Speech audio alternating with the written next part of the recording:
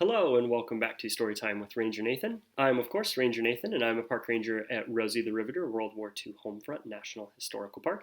Today we will be reading Chapter 5 of V for Victory, a part of the Homefront Heroes book series by Teresa Funk, reading with her permissions. Thank you, Teresa. Just a quick recap of Chapter 4. Miguel had a heart-to-heart with his grandfather about talking about not growing up too fast and doing his part, but Miguel really wants to be more involved in the family and feeling like he's helping win the war. And he's also seen the soldier Alfonso around more in that chapter. So here is Chapter 5, A Way to Win. Miguel, come here, Rosa says. She's balancing Victor on her hip, and I hold out my arms, assuming she wants to hand her son to me. But she shakes her head. We're sending some letters to Ernesto, and your mother and I want you to write him this time. Now? Yes, of course now. Why? The guys are coming over. We're going to the park to try out my new kite. Victor has wrapped his hands in Rosa's hair, and she's struggling to untangle them. Just write to your brother, Miguel. It won't take long. But Juanita's the letter writer. She must be writing to 6 soldiers by now, I say. She says it's part of her war work, keeping their spirits up and all that. Can't I tell Ernesto hi in one of her letters? That's what I usually do. No, we want you to write your own. But I never know what to say. You'll think of something. She sets Victor down and pulls a piece of V mail stationery and a pencil from the drawer. Here, if you hurry, you can finish before your friends come. I want to mail the letters today. She picks up Victor and heads to the back of the store. I tap the pencil against my temple, thinking, but nothing comes to me. Juanita will tell him all the good stuff, and Mama will tell him about the store. Rosa will talk about Victor. School's not in, so I can't tell stories about the nuns. I could tell him about the plane crash, but I suppose I shouldn't. It might worry him. So there's nothing left for me to say, and the censors make me nervous anyway. Sister Frances explained to us in school that if we write anything sensitive in our letters, the military censors will cut it out. But I don't know what counts as sensitive. It's like saying loose lips sink ships. Juanita says that means that there could be spies anywhere, and if we say something important about the war, they could relay the information back to the Germans or the Japs. But that counts as important?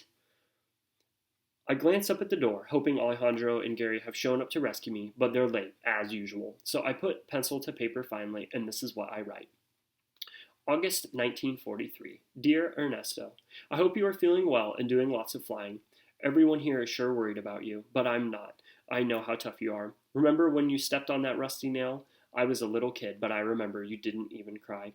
So I guess you can handle just about anything. I'm waiting for Gary and Alejandro. We're going to fly a new kite. I made it with balsa wood that Abuelo bought for me. We strung some rags together for the tail, but we'll see if it gets off the ground. There's a scrap metal contest. Gary and I are trying to win. Can I say that in this letter? About the medal contest, I mean? Because we're doing it to help win the war so you can come home? Can I say that? About us winning the war? I'm not sure what to write in this letter. If we win the contest, we get $20. I was going to buy a bike with the money, but Abuelo says I'm getting old enough now to help the family more. So maybe I should give a couple bucks to Rosa so she can buy some new clothes for Victor. That kid grows like a weed, and none of the women have time to sew anymore, except Abuelita. But her eyesight is bad. You shouldn't worry about Victor, though. I'll keep a good eye on him. Well, that's all I can think of. Your brother, Miguel. I read back what I wrote and think about erasing the part about the scrap metal drive. If my letter fell into the wrong hands, the enemy might know we're trying to help the war effort in San Antonio. But just then, Gary and Alejandro burst in. They're laughing and pushing each other out of the way as they make a mad dash for the counter. Gary slams his hand down first. I win, he says. You cheated. You pushed me. You pushed me first. Admit it. I won. Fine. Winner buys the candy. Gary frowns. I got no money. You buy the candy. I got none neither. They turn towards me. Don't look at me. I'm not paying for nothing. Oh, for heaven's sake, Rosa says with a smile. Here, take this, and get out, all of you. You're scaring away the customers with your noise. Gary holds out his hand but frowns as the molasses candy she lays in his palm. Mrs. Montoya, when are you going to get the good candy again? What I wouldn't give for a Hershey's bar. When the war is over, you can have all the chocolate you want. Until then, it goes to the soldiers. Everything we do is for them. Rosa's eyes mist, and Gary seems to remember my brother off fighting. He mutters his thanks to Rosa, then jerks his head toward the door, and I follow. I leave the letter on the counter. We run around back to my house and pick up my kite.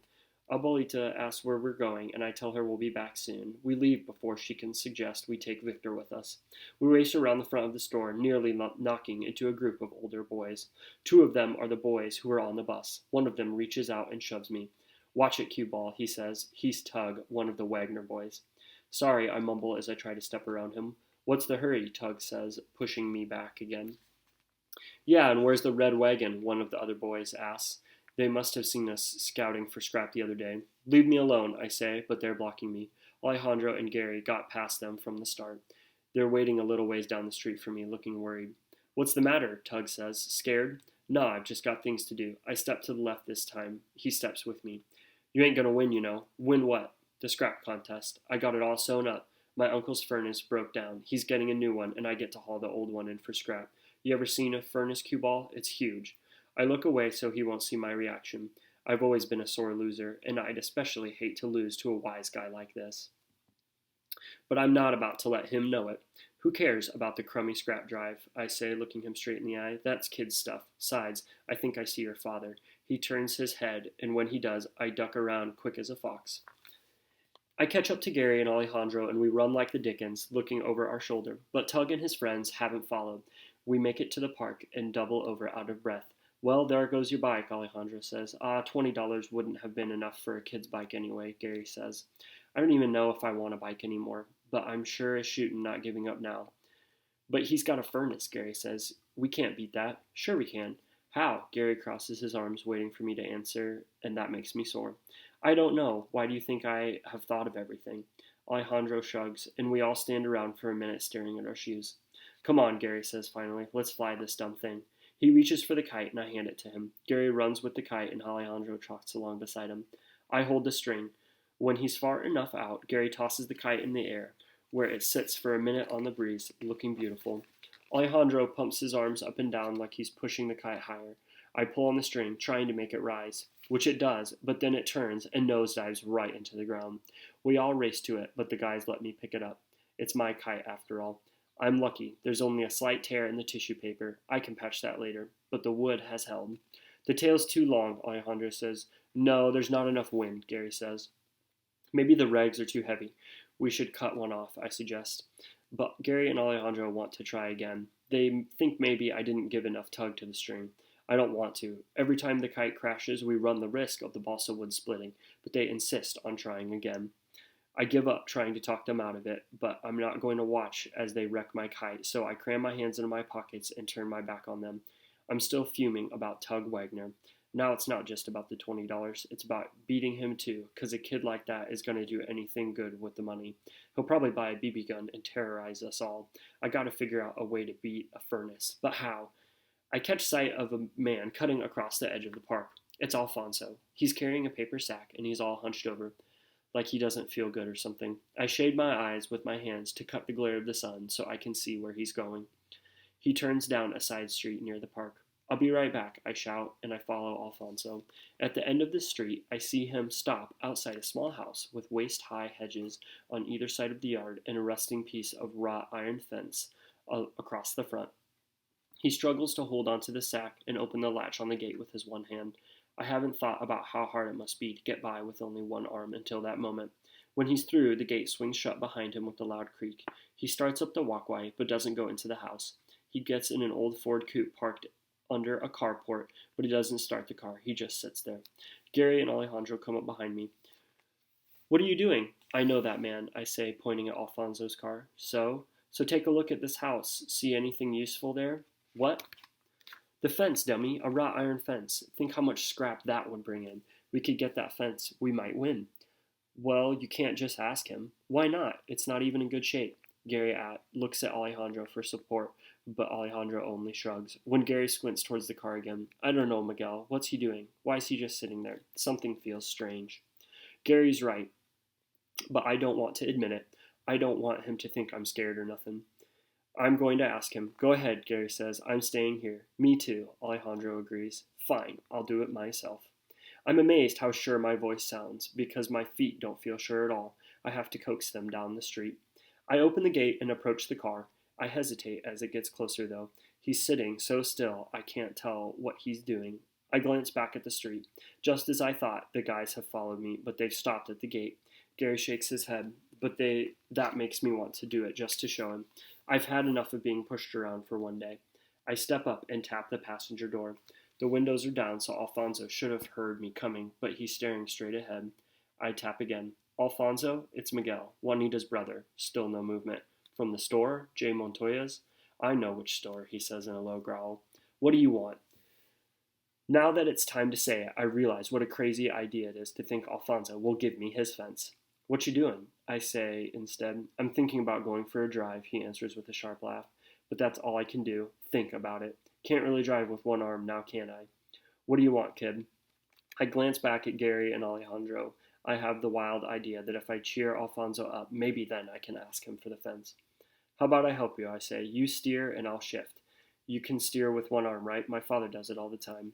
Alfonso turns to me. His eyes are red. There are dark circles under them, like he hasn't slept in days. He needs a shave and probably a bath, too, and there's a smell of something rotten coming from the bag. He squints at me, then lets out a long sigh. Get in. I hurry back to the gate and tell my friends where I'm going. Wait for me at the park, I say. See if you can get that kite up without busting it to pieces. Here, take my pocket knife in case you need to shorten the tail. I don't like this, Gary says. It'll be fine. He used to know my sister. But not even Juanita talks to Alfonso now. He's just not the kind of guy you want to get to know. Alfonso has started the engine. He's sitting up straighter now, and he gives me a long look as I climb in. You know what you're doing? He asks. Sure. My brother Ernesto used to let me shift when I was younger. Where's he now? He's stationed in England. He's a flyer. So, fine. Shift then. I put the car in reverse and we back out of the driveway. Where are we headed? I ask. Nowhere. I shift into first gear, then second as we start to meander the streets of the neighborhood. Pretty soon we're headed toward the edge of town. This is farther than I thought we'd go, and I'm a little nervous. If Gary and Alejandro give up and go home, they tell my mother, and she won't like this one bit. I try to think of something to say that will fill the eerie silence. So why'd you join up? Why do you think? To serve your country, I guess. That's why my brother did it. My country, Alfonso says with a sneer. I was born in Mexico, but I don't remember it. I was only 4 when we came to America. But I was never treated like an American till the war started. They made me a citizen when I joined up. If a man's willing to die for a country, I guess they figure that proves his loyalty. Well, I was ready to die if I had to, but I wasn't ready for this. He glances down at his pinned-up sleeve. We're going back. He jerks the wheel sharply to the left and steps on the gas. We're going faster than we should in town, and I hope no cop sees us. Alfonso makes a hard turn into the driveway next to his house. He shuts off the car, then grabs my arm suddenly, his face close to mine. What did you come here for, Miguel? Tell me the truth. Well, there's a scrap drive. See, I thought maybe you could give up your fence. He loosens his grip and tips his head back to let out a sharp, hard laugh again. I can't give you my fence, brother. Why not? Just can't. Now go away, Miguel. Stay off my property. He shoves me out of the car. I mean it. Fine, I say, slamming the door, embarrassed and annoyed. I just want to get away from him, but I turn at the corner and look back. He's gotten out of the car and is dumping the contents of his smelly bag into the next yard, where an eager cocker spaniel laps it up. Funny, I never would have thought him as the type to care about a dog. I watch as he slumps up the porch and steps into his house. Gary and Alejandro are sitting under an elm tree, pulling up blades of grass. When they see me coming, they jump to their feet. What happened? Why have you been gone so long? Nothing happened. Let's go. Did you get the fence? Gary asked. Forget about the fence, I say, gathering up the kite, which now has a pretty good tear in it. I've got a better idea. That is the end of Chapter 5. Join us again soon for Chapter 6.